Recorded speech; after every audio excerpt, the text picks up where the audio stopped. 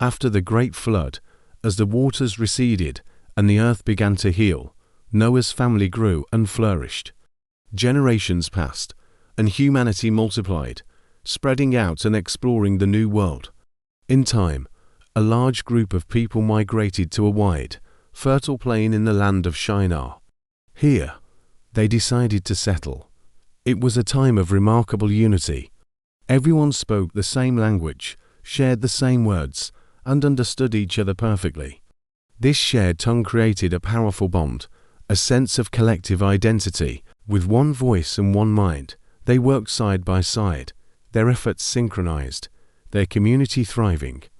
They were a single people, with a single purpose, living together in harmony on the vast plain.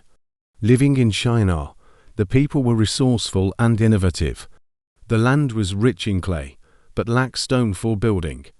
This didn't deter them. Instead, it sparked their ingenuity. They discovered a revolutionary technique.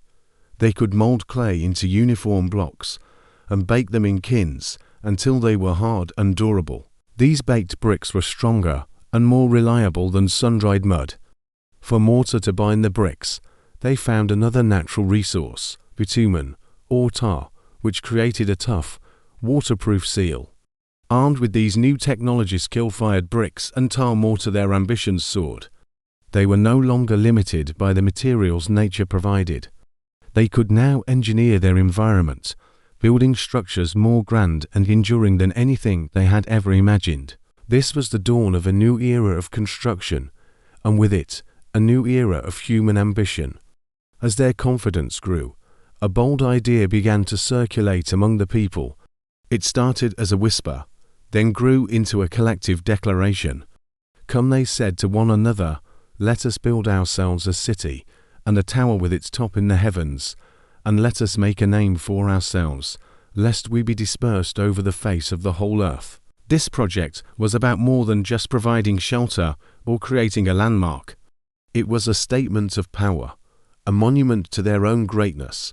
They wanted to reach the sky, to touch the realm of the divine, not out of reverence, but out of a desire for fame and control. The tower was their way of defying fate, of ensuring they would never be scattered or forgotten. It was an act of profound pride, a testament to their own strength, intended to echo through eternity. And so, the work began. The plain of Shinar transformed into a massive construction site, buzzing with activity. Day after day, the sound of workers shaping clay, the roar of the kilns, and the chatter of a unified people filled the air.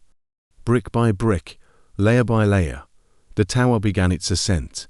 It grew at an astonishing pace, a testament to their shared language and singular focus.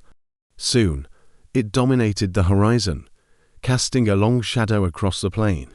It was an architectural marvel, a structure unlike any the world had ever seen. From miles away, travelers would gaze in awe at its silhouette piercing the clouds. The people cheered as it climbed higher, their hearts swelling with pride. They felt invincible, a united force capable of anything. Their creation was a symbol of their collective might, and they believed nothing could stand in their way. But their project did not go unnoticed. From the heavens, God observed the city and the tower that the children of man were building. He saw their unity and their skill, but he also saw the motive behind their monumental effort. It was not a project born of humility or a desire to better the world. It was fueled by arrogance, a desire to make a name for themselves and to ascend to the heavens on their own terms.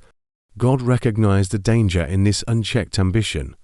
"Behold," he said, "they are one people, and they have all one language, and this is only the beginning of what they will do.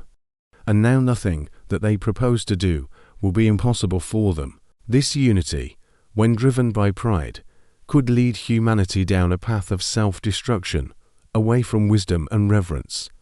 An intervention was necessary. In an instant, everything changed. Without warning or explanation, the clear, unified language that had bound the people together shattered. A man would turn to his fellow worker to give an instruction, but the words that came out were alien, a stream of incomprehensible sounds. The other worker would reply in his own new tongue. Equally baffling, simple requests became impossible.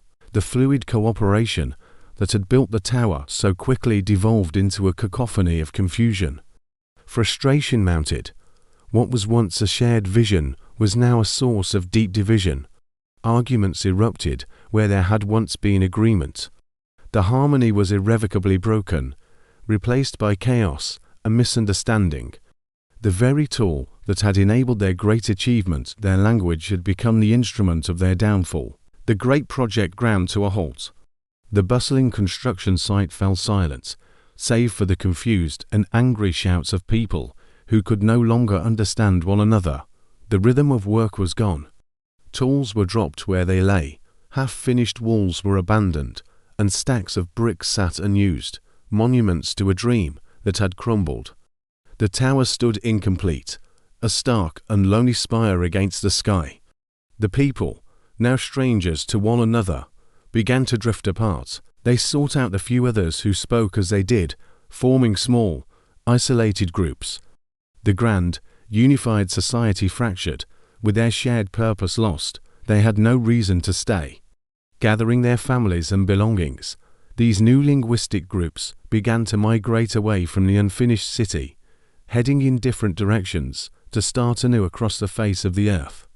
The abandoned city and its unfinished tower were given a new name, Babel. The name itself is a reminder of the event, derived from a Hebrew word that means to confuse or to mix up. This was the place where God had confounded the language of all the earth. The Tower of Babel became a timeless symbol of shattered pride. It marked the moment when humanity's single voice was splintered into the many languages we know today. From this point of confusion and dispersion, the various nations and cultures of the world began to form. Each group carried its new language to a new land, developing its own unique customs, traditions, and identity. The story of Babel is the story of how humanity was scattered, how diversity was born from an act of divine intervention meant to curb human arrogance. But the story of the Tower of Babel is so much more than an ancient tale about the origin of languages. It serves as a powerful and enduring lesson about the nature of humanity.